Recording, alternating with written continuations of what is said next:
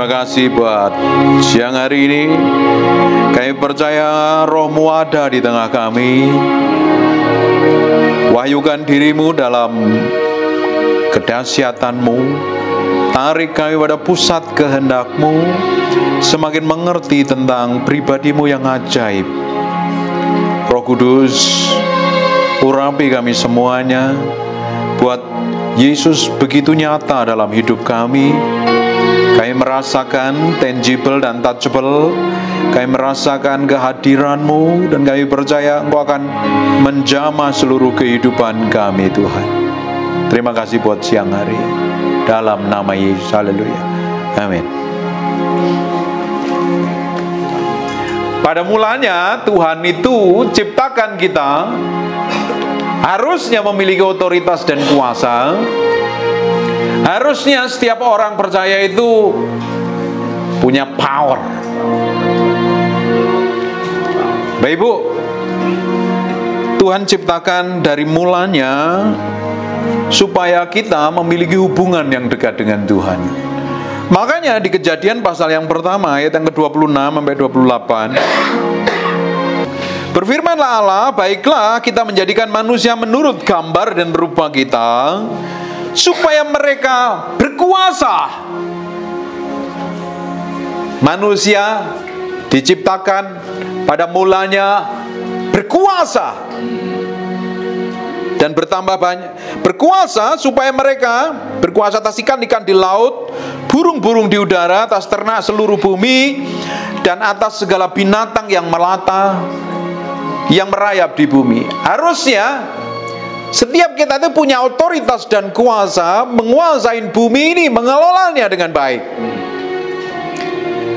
Makanya Allah menciptakan manusia itu menurut gambarnya. Menurut gambar Allah diciptakan dia laki-laki dan perempuan, diciptakannya mereka. Setelah diciptakan, diapain? Allah memberkati mereka. Sebenarnya Tuhan mau memberkati setiap hidup kita ini powerful. Dan Tuhan tidak ingin anak-anaknya yang percaya kepada Dia melarat, kekurangan, menderita, stres, bingung, kacau, ruwet hidupnya.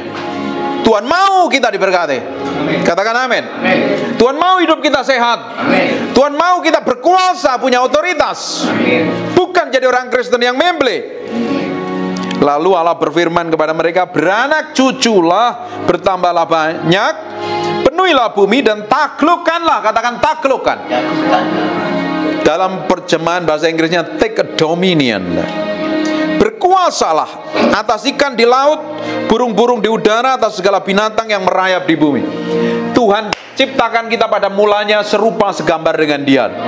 Karakter, sikap, tindakan, perbuatan manusia pertama diciptakan serupa segambar dengan Allah. Bergaul intim dengan Tuhan, berkuasa. Makanya orang yang diciptakan serupa segambar dengan Tuhan tadi memiliki otoritas, memiliki kuasa. Tetapi di Kejadian pasal yang ketiga, gara-gara dosa, manusia putus hubungannya dengan Tuhan. Otoritas yang diberikan Tuhan tadi secara sah cuma-cuma diberikan kepada iblis atau si ular tua. Sehingga manusia sejak itu babak belur, stres, bekerja keras, boyon, pinggangnya rasanya mau copot, gak bisa tidur, kerja capek. Awal mulanya manusia diciptakan memang harus mengusahakan, tapi tidak perlu pakai otot. Hidup dalam terang dan kemuliaan Tuhan. Gara-gara dosa, hubungannya dengan Tuhan putus. Sejak itu dia hidup dalam kesengsaraan. Sekarang lihat saya. Sekarang kita akan lihat pelan-pelan. Di ayat yang Kejadian pasal yang ketiga, setelah manusia jatuh di dalam dosa, manusia matanya terbuka, jiwanya terbuka. Dia tahu telanjang di hadapan Tuhan. Padahal sebelumnya kan nggak pakai baju juga kan? Betul apa enggak? Sebelumnya dia juga nggak pakai baju, tapi setelah melakukan dosa, dia melihat dirinya telanjang. Terus selama ini kenapa? Kok nggak bisa melihat dirinya telanjang selama dia membangun hubungan dengan Tuhan? Dia pakai tubuh kemuliaan. Seperti ada jubah yang menyelimutinya. Makanya orang kalau hidup dalam dosa, hubungannya putus dengan Tuhan. Apapun itu namanya, nggak bisa nyembah, ibadah, nggak ngerti apa-apa. Jadi orang Kristen bertahun-tahun plonga-plongo di gereja, hidupnya babak belur, mulutnya jahat, kelakuannya busuk, sikapnya jelek, jadi batu sandungan. Ini orang Kristen yang rajin ibadah tapi tetap hidup dalam dosa, sehingga nggak ngerti bagaimana memberi yang terbaik sama Tuhan. Di ayat yang ke-8-nya, di ayat yang ke-7-nya, maka terbukalah mata mereka berdua, dan mereka tahu bahwa mereka telanjang. Lalu mereka menyematkan daun pohon ara dan membuat cawat. Buat kolor ini ceritanya. Ketika mereka mendengar bunyi langkah Tuhan Allah yang berjaga-jaga dalam taman itu pada waktu hari sejuk, bersembunyilah manusia itu dan istrinya terhadap Tuhan Allah di antara pohon-pohon dalam taman. Dulunya dia bergaul dengan Tuhan, dekat dengan Tuhan. Ketika dia jatuh dalam dosa, dia takut dengan Tuhan. Siapa yang pernah bikin dosa dan kamu malas berdoa? Kalau kamu bikin dosa, baru maki-maki orang, baru marah-marah dengan orang, baru melakukan penipuan atau berbuat dosa apapun juga, ini kan tidak ada yang berzina kan? Karena udah pada menopause semua ini. Yang muda-muda nih hormonnya pada tinggi semuanya nih. Baru melakukan dosa, ada dua pilihan. Kalau kita takut akan Tuhan, kita akan cepat bertobat, nangis di hadapan Tuhan. Pilihan yang keduanya, orang malah jauh dengan Tuhan. Si Adam dan Hawa ketika dia tahu telanjang, dia jauh dari hadapan Tuhan. Dia melarikan diri, dia pikir Tuhan tidak tahu, dia bersembunyi. Padahal di awalnya dia bergaul intim dengan Tuhan loh. Ketika dia melakukan dosa, Alkitab katakan hubungan kita dengan Tuhan putus, sebab dosa adalah pelanggaran terhadap hukum Allah. Kita yang dulunya diproteksi Tuhan, ketika kita melakukan dosa apapun namanya, hubungan kita putus dengan Tuhan. Kita memposisikan diri kita menjadi lawannya Tuhan. Tidak heran orang yang hidup dalam dosa babak belur, stres, bingung, kacau, berantakan, ruwet hidupnya. Karena apa? Di luar proteksi dan penjagaan Tuhan. Tudung Tuhan dicabut daripadanya. Tuhan yang dulunya berperang menggantikan kita, justru kita memposisikan diri kita menjadi lawannya Tuhan. Di Yesaya 63 ayat 10 katakan seperti itu. Kalau kita mendukakan rohnya, artinya kita bikin dosa, kita bikin pelanggaran, Tuhan bukan lagi menjadi pembela kita, kita malah menjadi lawannya Dia. Dan apa yang terjadi? Babak belur, jadi bulan-bulanannya setan. Puji Tuhannya hari ini ada Yesus lahir di muka bumi. Kita yang percaya Yesus, terima Yesus yang mengalami kelahiran baru. Otoritas yang sudah dulunya diberikan cuma-cuma sama iblis dikembalikan lagi pada orang percaya. Dan realitanya tidak semua orang percaya terima otoritas itu. Hanya orang yang nempel dengan Tuhan, terhubung dengan Tuhan, terkoneksi dengan Tuhan. Kita ini seperti carang yang harus nempel pada pokoknya. Pokoknya siapa? Pribadi Tuhan. Kalau kita nggak nempel pada pokoknya, hidup kita akan tetap sama dari tahun ke tahun. Yohanes katakan, di luar aku kamu tidak bisa berbuat apa-apa. Engkau tidak akan bisa berbuah.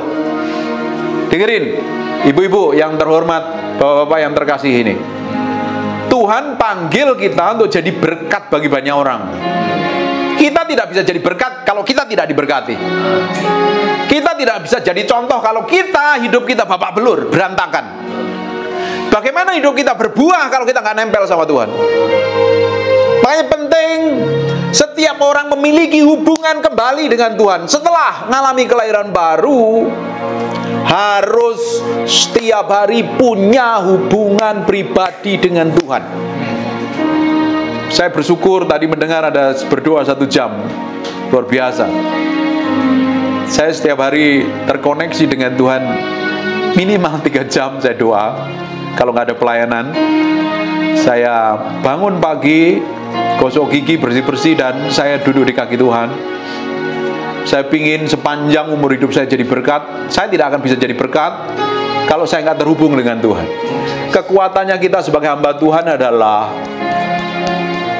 pengurapan yang datangnya dari hubungan keintiman dengan Tuhan. Kehidupan kita ini tanpa terhubung dengan Tuhan, kita akan jadi orang Kristen babak belur loh. Kan nyatanya banyak orang Kristen rajin ibadah, hidupnya babak belur kan. Dari tahun ke tahun nggak pernah ngerti apa-apa dan nggak pernah kemana-mana, cenderung trouble, cenderung punya masalah. Harusnya perjalanan hidup kita ini tambah hari tambah powerful, terus berjalan dalam pengurapan satu pada pengurapan yang lain, berjalan dalam hadirat Tuhan setiap hari. Semakin hari semakin dipakai Tuhan, semakin hari jadi berkat, semakin hari semakin memiliki ketajaman, semakin hari semakin sehat. Katakan amin. Asal Bapak Ibu jaga pola makan, pola tidurmu cukup, pasti sehat kok. Karena Alkitab katakan di Mazmur, tambah tua tambah gemuk dan segar. Kok nggak ada amin? Amin. Nggak encok, nggak rematik, nggak pegelinu, nggak stres, tapi tambah segar. Amin. Tidak tambah bawel, tambah penguasaan diri. Amin. Nggak ada orang bawel di sini kelihatannya ya. Semuanya ada penuh penguasaan diri semuanya. Katakan amin. Amin. Semakin kita mendekat dengan Tuhan tadi, semakin kita ditarik pada pusat kehendaknya. Nah, yang jadi masalahnya, Bapak Ibu ketika mulai berdoa, Bapak Ibu tutup mata ini, yang kamu cari siapa? Tuhan. Cari Tuhan sih cari Tuhan, tapi yang dicari bukan pribadinya tapi tangannya seringkali. Berkati aku, cucuku, mobilku, rumahku, masa depanku, mantuku dan lain sebagainya. Bapak Ibu meski belajar, tadi Pak Patrick ajarkan untuk terkoneksi dan terhubung dengan Tuhan. Terhubung artinya membangun hubungan pribadi dengan Tuhan. Manusia pertama sebelum jatuh dalam dosa, dia dekat dengan Tuhan sampai dia dengar Tuhan ngomong apa, dia ngerti, dia bergaul intim. Karena hidup dalam kemuliaan. Nah, karena kita ini sudah pernah jatuh di dalam dosa, hubungan kita putus dengan Tuhan, dan kita dipulihkan oleh darah Yesus, itu by proses pemulihannya di area pikiran, perasaan, kemauan, dan kehendak kita ini yang sedang diperbarui. Pola pikir kita sedang diperbarui, diselaraskan dengan firman Tuhan. Makanya kita Roma katakan, berubahlah oleh pembaruan budimu. Sesuai dengan firman Tuhan, step by step diubahkan. Karakter kita diubahkan. Di sisi lain kita memiliki hubungan yang dalam dengan Tuhan, bergaul intim dengan Tuhan, hidupmu akan dibuat berbeda. Amin. Ngerti apa enggak ini? Aku ngomong agak kedalaman ini. Belum makan pagi agak susah mencernanya ini. Sekarang Bapak Ibu, ketika saya ajarin, Bapak Ibu nanti bangkit berdiri sama-sama. Saya mau ajarin sesuatu. Bangkit berdiri sama-sama biar nggak pada tidur.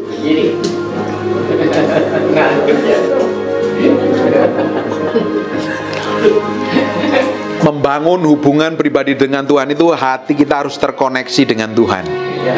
Tapi banyakkan orang ketika mulai tutup mata, pikirannya mengembara kemana-mana. Apalagi yang nggak pernah berdoa. Apalagi berdoanya hanya rutinitas, makan pagi, makan siang, makan malam, nggak sampai 5 menit itu. Padahal kalau berhubungan intim itu perlu waktu yang lama, betul apa enggak? Betul. Yang masih punya suami dan istri, kadang kita perlu ngobrol sama pasangan kita lama kan? Nah, pada janda duda semua ini. Hah? Yang punya pasangan, bukankah kita sering kali duduk bareng ngobrol lama kan? Betul apa enggak, Bu? Saya kalau saya ajak ngobrol istri saya cuek saja, saya kadang saya teriakin loh, duduk sini ngobrol bareng. Kadang sering kali saya ajak ngopi bareng hanya untuk bercerita loh. Nggak ngomongin utang, karena kita nggak punya utang. Nggak ngomongin masalah, kita hanya ngomongin hal-hal yang ringan, ngomongin hati kita. Saya berdoa di tempat ini nggak ada yang utang semuanya. Utangnya kalau punya utang akan segera lunas deh. Karena kalian harus diberkati kok Tuhan itu. Amin. Nggak ada yang sampai kekurangan. Kita semua harus diberkati. Nah, ketika saya ngobrol dengan istri saya nggak ngomongin hal yang lain. Kadang kita hanya ngobrol, bicara dari hati ke hati. Ngomongin kadang ya sedikit-sedikit hal-hal yang nggak terlalu berat yang kita omongin. Banyak hal yang kita omongin dari hati ke hati. Harusnya hubungan kita dengan Tuhan kan ngomong dari hati ke hati. Tuhan mau apa sih? Aku udah umur sekian loh, Engkau mau bawa aku kemana ini sisa umur gue? Dan aku pengen kenal Engkau, bukan kata pendeta, bukan kata pendeta Peter Guntur, karena nama saya itu Robert Peter Guntur. Pak Patrick sering sebut nama saya Robert. Tapi orang banyakan di luaran saya kenalnya Pak Peter. Karena nama di media sosial namanya Peter Guntur. Jadi kenal Tuhan bukan karena kata Peter Guntur, tapi Bapak Ibu harus kenal secara pribadi. Ngalami Tuhan secara pribadi. Harus ini. Jangan kenal Tuhan kata pendetamu. Kita harus kenal Tuhan secara pribadi, memiliki hubungan ini. Nah, makanya hubungan itu perlu dibangun seperti tadi hubungan suami istri. Bapak, kalau istrimu hanya berkomunikasi ketika minta duit, minta uang belanja, minta uang jajan terus, apa yang terjadi? Ini cinta aku apa enggak nih? Kayak aku nih dimanfaatin, betul apa enggak? Ibu-ibu, ketika suamimu dulu masih muda-mudanya, masih cantik-cantik semuanya ini, tapi suamimu hubungin ibu-ibu ini ketika minta jatah di tempat tidur, kira-kira pemikiranmu apa? Dianggapnya, aku ini kayak apa ya? Betul apa enggak? Tapi karena dibangun hubungan, akhirnya kita berikan hidup kita untuk pasangan kita sepenuhnya. Benar apa enggak? Betul apa tidak? Sama Tuhan kan juga harus sama harusnya. Siapa yang datang kepada Tuhan hanya minta A, B, C, D, E, F, G, H, I, J, K, amin terus gitu. Kalau datang kepada Tuhan hanya sekedar minta A, B, C, D, E, F, G, anakku, cucuku, nenek moyangku, Pak Co, Mak Kongco, semuanya disebutin semuanya. Kalian nggak jauh beda seperti datang kepada suamimu dan kamu berondong suamimu dengan semua kebutuhanmu. Lama-lama suamimu enak lo ngelihatnya lo. Sama dengan istri yang didatengin suaminya hanya untuk tidur bareng loh. Hari biasa dicuekin, masa bodoh, nggak mau pedulin perasaan, nggak mau didengar, apa yang terjadi? Untung ibu-ibu ini penuh dengan penguasaan diri. Itu kalau ibu nggak penuh penguasaan diri, dilempar wajan itu bisa-bisa. Betul apa enggak? Berapa banyak kita datang sama Tuhan yang minta ini, minta itu, minta ono, minta yang lainnya, tanpa mau Tuhan maumu apa? Aku ingin kenal Engkau Tuhan, aku mencintaimu, aku merindukan Engkau lebih dari apapun. Tuhan, terima kasih semua kebaikan Tuhan, aku mau berikan hidupku sepenuhnya untuk Engkau. Sepanjang umur yang Kau percayakan ini, aku mau menikmatin kebaikan-Mu dan jadi berkat, supaya nama-Mu dipermuliakan atas hidupku. Amin. Amin. Kira-kira kalau kita membangun hubungan seperti itu, kira-kira Tuhan senang nggak? Senang. Kira-kira Tuhan mau bawa kamu dalam level kehidupan yang berbeda apa tidak? Pasti. Makanya banyak orang selama ini hanya berdoanya salah. Ya nggak salah, benar juga sih. Tapi caranya hanya minta, ndedes Tuhan. Kalau ada kebutuhan seperti Indomaret aja, itu datang Indomaret. Karena menyediakan segala macam kan. Sekarang mulai membangun hubungan dengan Tuhan. Amin. Amin. Ayo kita tutup matamu dan fokus sama Tuhan. Mulai ngomong sama Tuhan masing-masing. Mulai ngomong sama Tuhan. Naralamu sanamu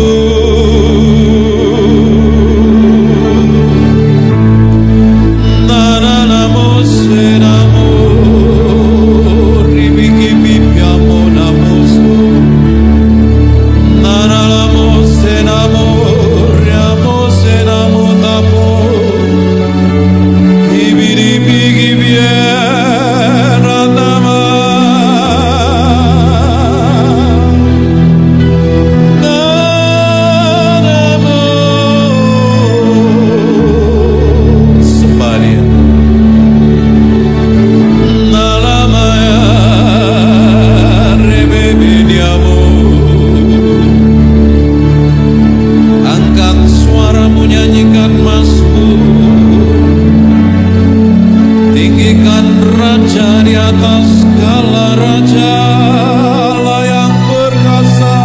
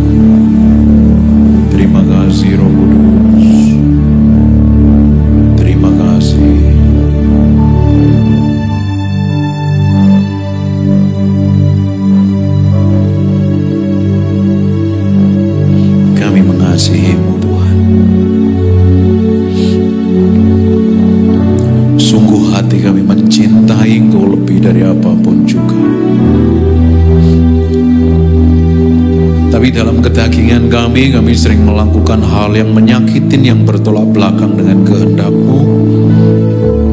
Berikan kemampuan kami setiap hari untuk berjalan dalam kesucian dan kekudusan.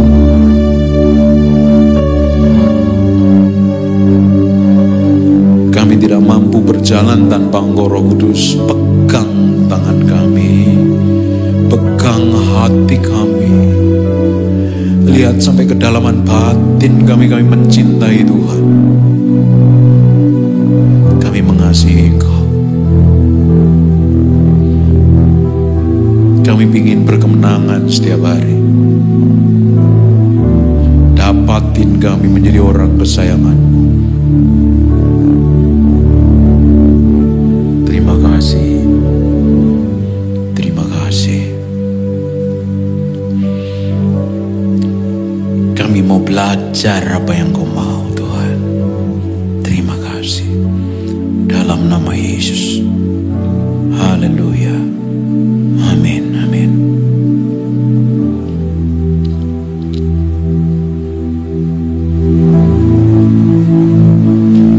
Menikmatin hadirat Tuhan, merasakan Tuhan datang.